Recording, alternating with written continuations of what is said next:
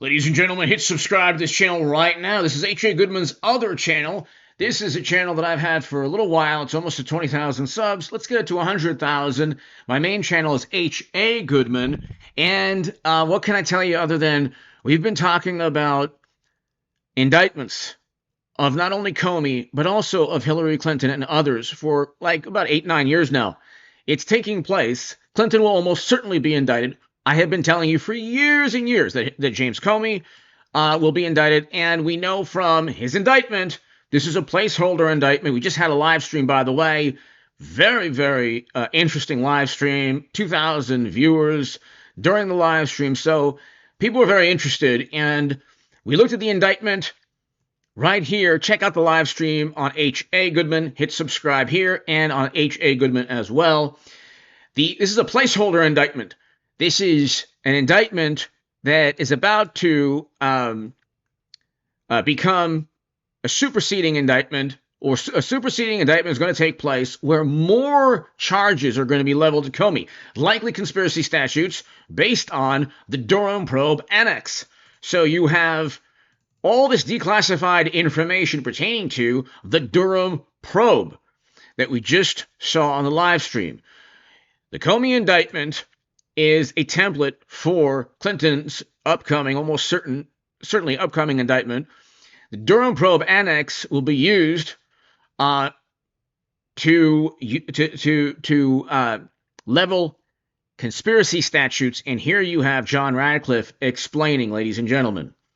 Our Department of Justice to make bring fair and just claims against those who have perpetrated this hoax against the American people and this stain on our country. Director, one other question on this. Tulsi, as well as President Trump, used the word treason. Is there a statute of limitations on treason? Well, Maria, what I would say is this, is there is no doubt in my mind that the people that we just talked about conspired. They conspired against President Trump. They conspired against the American people.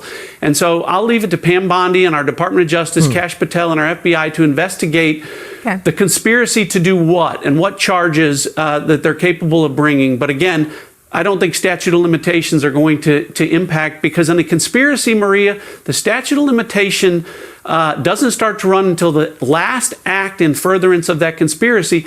And Maria, part of why this is so important is the people behind this are still furthering the conspiracy. They're refusing to admit or acknowledge what they did in 2016 and what they did in 2020 was wrong. And so, I think. So this is the director of the Central Intelligence Agency, the CIA director. We went from John Brennan to John Ratcliffe.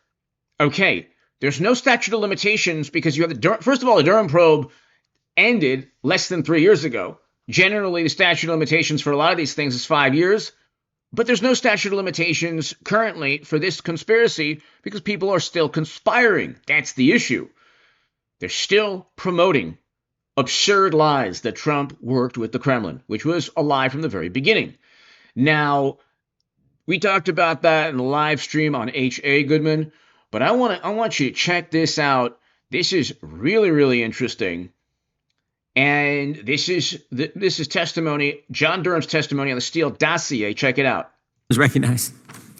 Thank you, Chairman. Mr. Durham.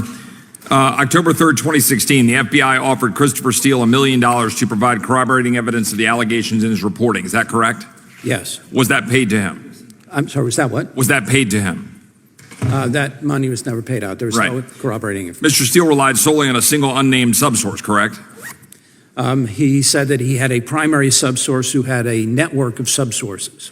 On October 18, 2016, the FBI submits the application for Pfizer surveillance relying heavily on the Steele dossier. No corroboration, correct? And no corroboration for the substantive claims in that. But they knew Steele was a signed up paid informant. Could have asked for sources, never did, said he was reliable, no record of reliability, correct? Mr. Steele had provided information in other areas, not in this area, in prior occasions. Pfizer's application relied, according to your report, at least in part on the Clinton plan intelligence, correct? I'm sorry, And the Pfizer application relied, according to your report, at least in part on the Clinton plan intelligence, correct? Yes.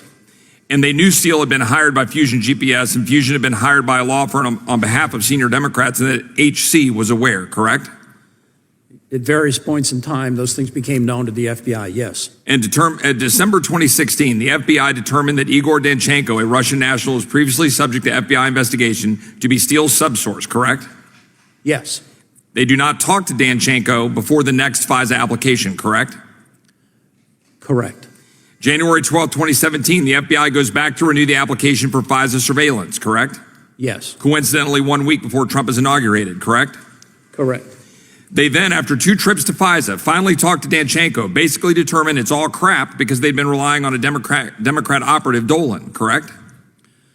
Well, part of that is true. They clearly had relied on the information in the Steele dossier. There was a portion of one report from Steele that was definitely tied to Mr. Dolan. Then in March of 2017, Jim Comey testified here on Capitol Hill that the FBI, under its counterintel authorities, has investigated Trump for collusion with Russia and people might get indicted, correct?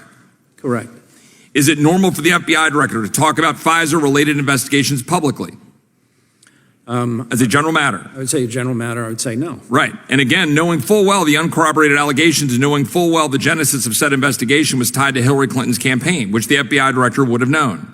People in the FBI knew that. Correct. April 2017, they go back to FISA. They report they've interviewed principal source and that the source is credible, but they leave out the entire fact that it's only credible and making clear that they relied upon before was total garbage. They continued through the summer of 2017, correct? That's correct. Under federal law and FISA rules, once they know there is an error or some material fact is incorrect in previous applications, you're supposed to correct that, right? That's correct. Was that done here? Yes or no? Not at the time. Was Deputy Director McCabe in charge of this investigation? Deputy Director McCabe had direct involvement in the investigation. Was Deputy Assistant Director Peter Strzok heavily involved with the investigation? And was FBI Director Comey briefed on the investigation? The evidence that we came upon was, yeah, they were definitely, this is driven by the 7th floor. Each FISA application is a verified application, and there's a Woods file with every factual assertion kept in a file, correct?